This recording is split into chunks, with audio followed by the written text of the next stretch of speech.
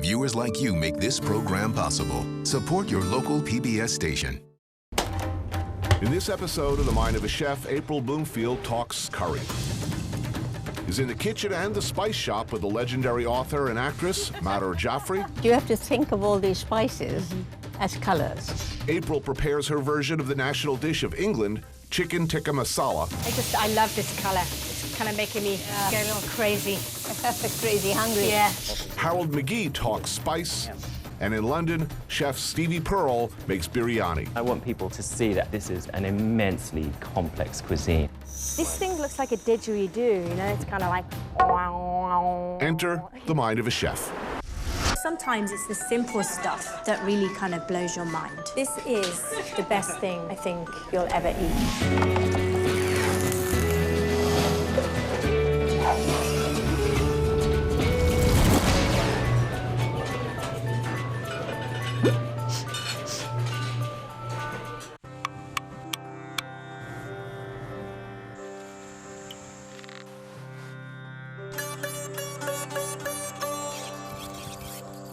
Yeah, where do we begin with curry? I mean,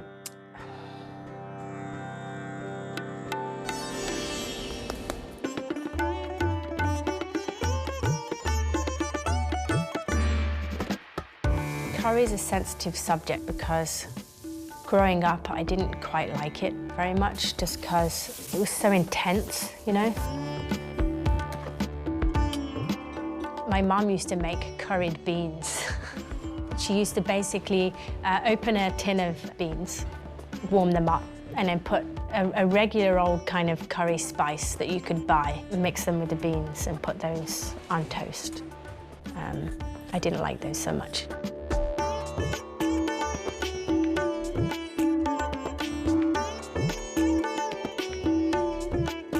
It goes back to not having something amazing, you know, having something that's mediocre and bad, and then that's your standard right there, you know. So when I actually moved to London and I got to eat great curry, that was pretty amazing experience.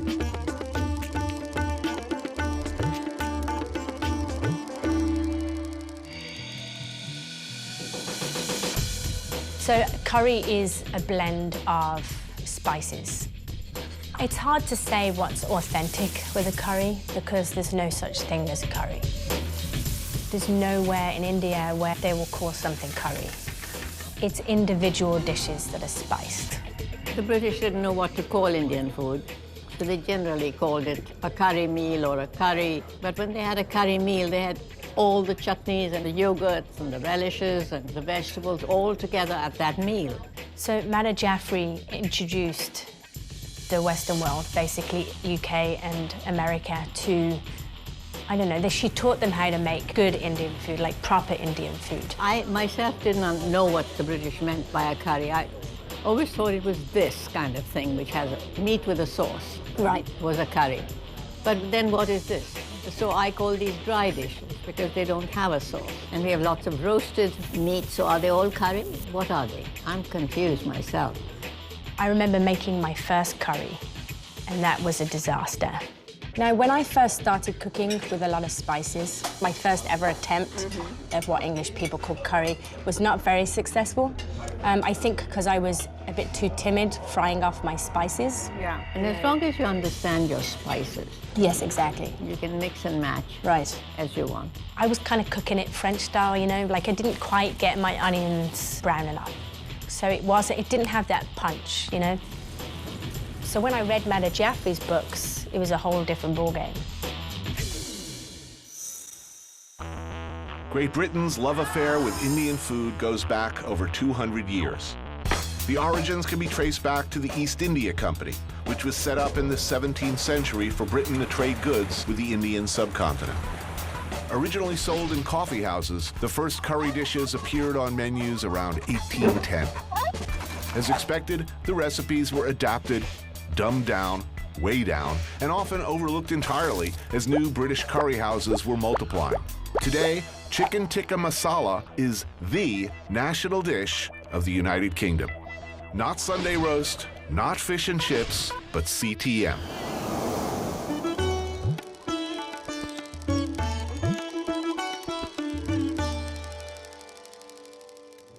So I'm going to make chicken tikka masala. It's one of your recipes, super delicious, and it's really easy to make. So we're going to add the salt first. Yes. You prepare the kebabs, the tikkas, first. We're going to add the lemon juice next. So this is the first marinade, salt and lemon. Right. The second one is all the spices. Okay, so now I'm going to add all the spices. Right here I got some of your lovely garam masala. A little bit of this nice Kashmir chili, which has got an amazing color. That's the important part. A little ginger, a little garlic in there. Yeah. And then I got some cream. That's right. So now I'm going to add the last ingredient, which is just a little bit of oil. I suppose that just helps with the grilling. Yeah, maybe. it helps with the grilling. I mean, this smells great. And it's so fun, like you can get your hands in there Right. and just have some fun. So I forgot my cumin, so I just shoved that in That's there. okay. So I'm just going to kind of chill that. Yeah. So I'm going to make the sauce. So I got a nice hot pan. I'm going to add the oil. I'm going to add the onions. We're just going to like brown those, get those nice and sweet. So while these are frying, I suppose we could do the skewers. Yes, let's do that. Now this is part of the tandoori family because it's cooked in a tandoor normally, which is a very, very hot clay oven. And most of India actually didn't know too much about this kind of cooking. It came from the northwest in what is now Pakistan. Okay, so I'm going to add my spices now. Yeah. A little bit of coriander, a little bit of turmeric. Okay, so I'm going to fry that for a second or two, and then I'm going to add the tomatoes. That's good. You can add the tomatoes. Yeah, great. Because you don't want the spices to To burn. because they're Yeah. already ground, right? And then cook this for a while till the tomatoes are really reduced Dense. and dark and make a sauce. Okay, so I'm going to let that fry. We could go maybe grill the chicken. Yeah. Ooh, that looks good. Smells good. Yeah. So the oil started to come back out. Yeah. Do you think that's ready? Yeah. Yeah, so should we start adding the Yeah. yogurt? Yeah. So just tablespoon at a time. Yeah. I think they're ready to be turned over. Ooh, that looks good.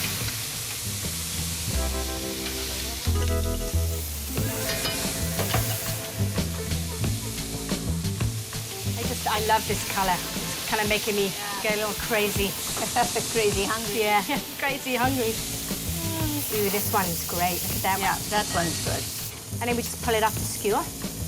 Yeah. Okay, so we just add this then. Yeah.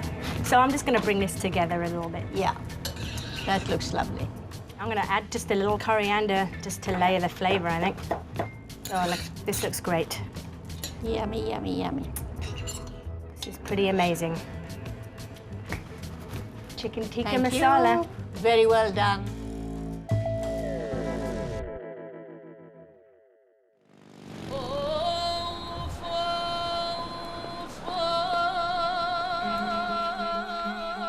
Oh my gosh, Kalustyan's, it's amazing. I mean, there's so much stuff. It's like being in a kid in a candy store. I love the smell in here when you first walk in. I could spend days here. So they have an amazing spice section. This is dried mango. You will love it. Have you used these? No, I never use those. Should we get some of those too? To get the opportunity to go round a shop and have Mada right by my side and to be able to learn from her, that's something that chefs crave. You know, we love learning. What Of else course, do we have? Asafoetida, which I can't live without. It's a very strong smell.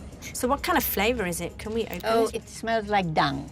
Oh, it's not very appealing, but No, but it's what I say. It's like a little like truffles. that's a nice smell. Oniony, truffly. To me, it is.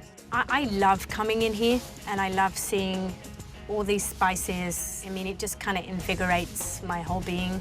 I kind of get overwhelmed, but I kind of just grab whatever interests me and I Yeah. kind of play around with it a little bit. Well, it's one way to experiment because you have to think of all these spices as colors. And Indian cooks are really like painters. They're mixing, matching, darker shade here, lighter shade there to make almost like a painting.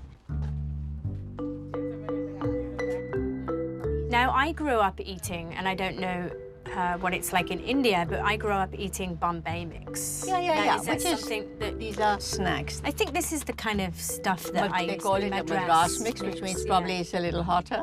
This was my favorite. Well, we should get some of that, because that's Okay. your favorite. I'd love to try and do a really great Bombay mix for the breslin. So now I'm like, no, I have to do the research, and I have to, you know, try and figure out how to make it and then test it. And, you know, obviously once it's perfected, then, you know, one day, Bombay mix breslin.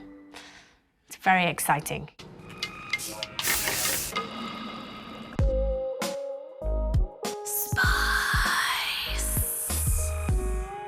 The wonderful flavors of herbs and spices are actually chemical weapons that the plants are deploying in order to discourage animals like us from eating them.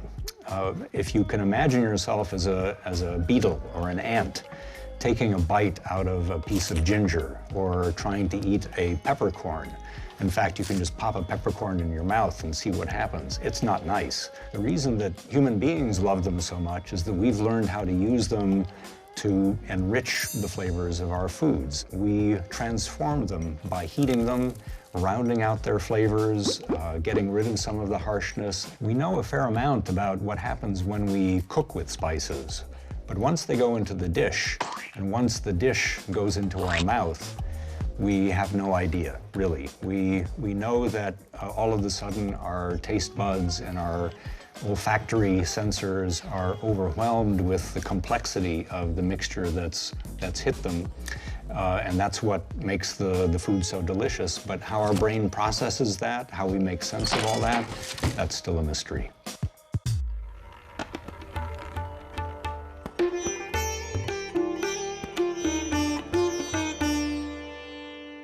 We're going to make biryani today, right? Yeah, we're going to make biryani, which is one of the things that we have always on the menu here. So, okay, I've never used one of these before. This thing looks like a didgeridoo, you know? It's kind of like, like, what am I doing?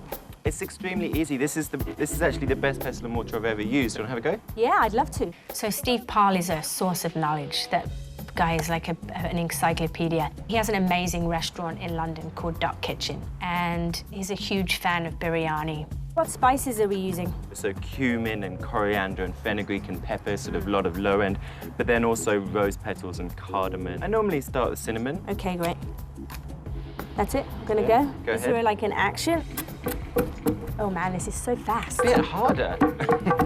Maybe I'll just add in a bit of friction.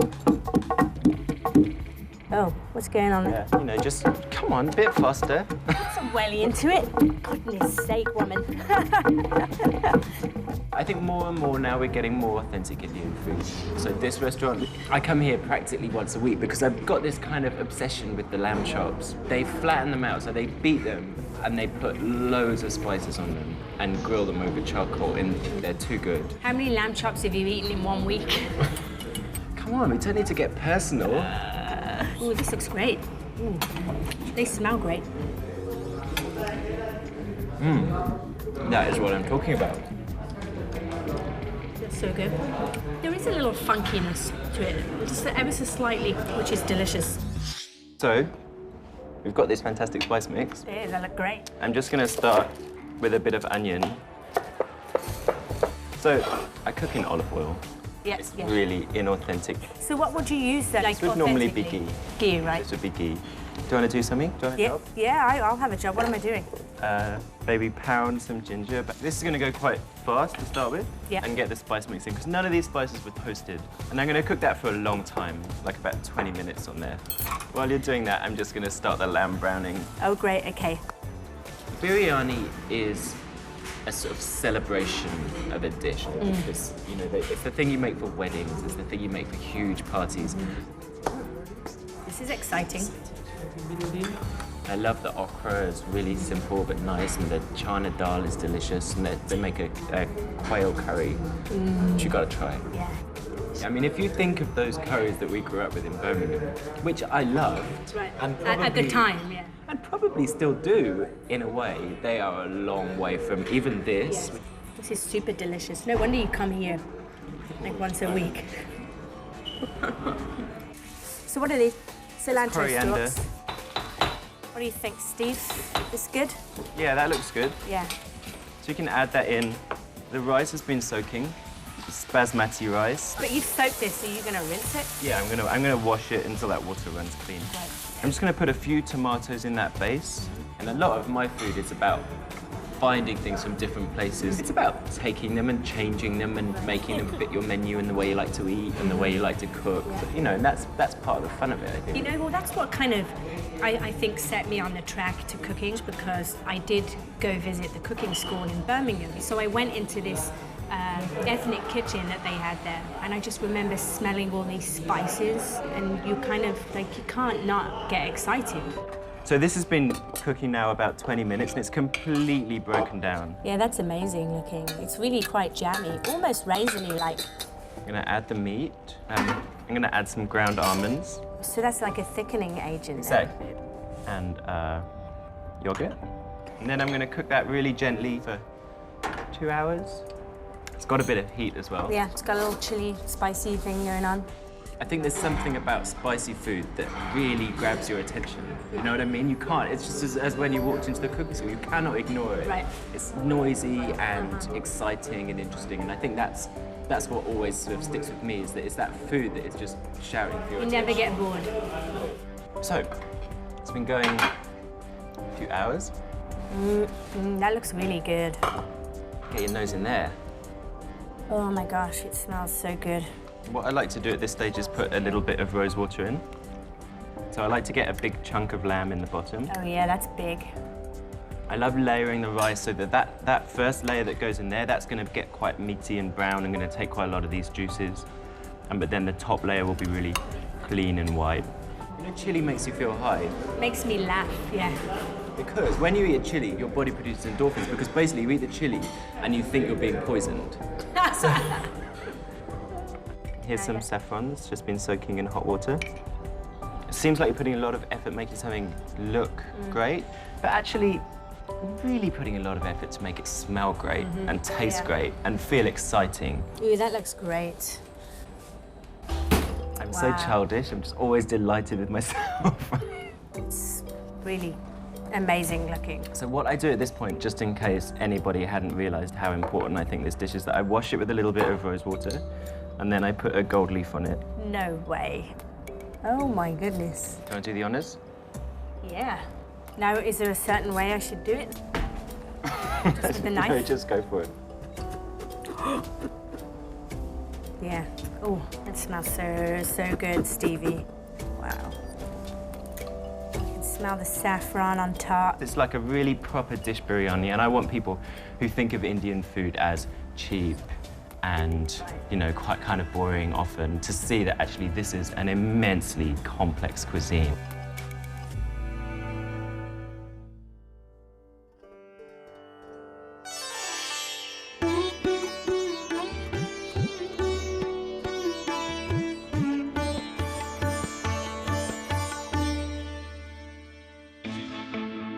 You're going to do a favorite dish of yours. It's a meatball dish. We call it a kofta curry. It's a very simple curry. I think it teaches the basics of how to use meat and put it in a sauce. This is a pound of ground lamb, and into it I'm going to put a whole bunch of things. Ginger, salt, fresh garlic, chili powder, very finely chopped onion, cumin, coriander. I like coriander, so the more the merrier. First, I'm going to mix this. I use my hands. The hands are the best implement God has given us. You're going to add 1 egg. Yeah, 1 egg.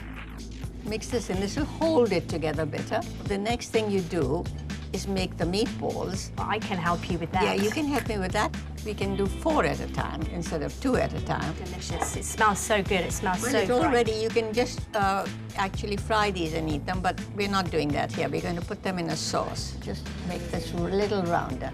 I think that was mine. Whoever it is. They're so soft right now and vulnerable, but you will make them unvulnerable and you put them in the fridge. I leave it overnight. So the next thing I'm going to do is grate a tomato. And this is something I learned in a village in the Punjab in India. And it's so easy to do. And you get all the pulp, and what is left in your hand is the skin. That just blew my mind. Now I'm going to make part of the sauce ingredients. Part of them are going to go into a blender. So that's garlic, 2 chilies, ginger, coriander seeds. All right. So we start with oil. Right. Get the oil nice and hot. In goes the whole cumin seeds. And within a second, you put in your onions because those spices would burn otherwise. Right. We don't actually eat the big spices, but they are there to flavor. I'm going to get this nice and brown. I think sometimes people get a little worried when they fry onions, you know, and they burn them and then they kind of freak out a little bit. We like them darker than most people. Sweet, yes. And you want that for the sauce because the sauce is dark. Okay, we're going to put this in now. Right. And it's this that is going to give it the very Indian smell and taste. Now you have to watch it because it's browning fast. And I'm going to put in cumin, chili, salt. You can see it starting to stick to the pan a little bit. Yeah, Gets yeah. nice and sweet. Now I'm going to put in the tomatoes. See, this is, you have to be calm and Right. patient. This has to be cooked down. This is terribly important that it be cooked down. And now I'm ready to put in the yogurt. Great. A tablespoon at a time, because you want it not to curdle, Right. and you want it to get absorbed. I use regular plain yogurt. All right, now the water. So it's about 2 cups. And drop them in slowly. You know, I think what I'm learning from this is there's a lot of patience to kind of cooking everything to the right point, you know, taking your time, melding those flavors together. But that's not only a part of our cuisine, it's also part of our religion. Calm, slow, I like that. repetitive, calming movements. I need more calm in my life. So.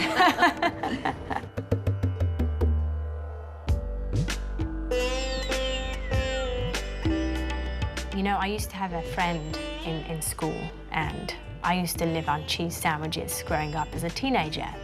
And my friend used to have curried lamb sandwiches. And we always used to swap, you know, because we always wanted something different. I was like, what's on your sandwich? She'd be like, that's curry lamb. I'm like, curry lamb? I'm like, look at my cheese. I'm like, my cheese is not so exciting anymore. You know, and I'm kind of like, do you want to try my cheese? She's like, I'd love to try your cheese. So we swapped. I think I got the better end of that deal.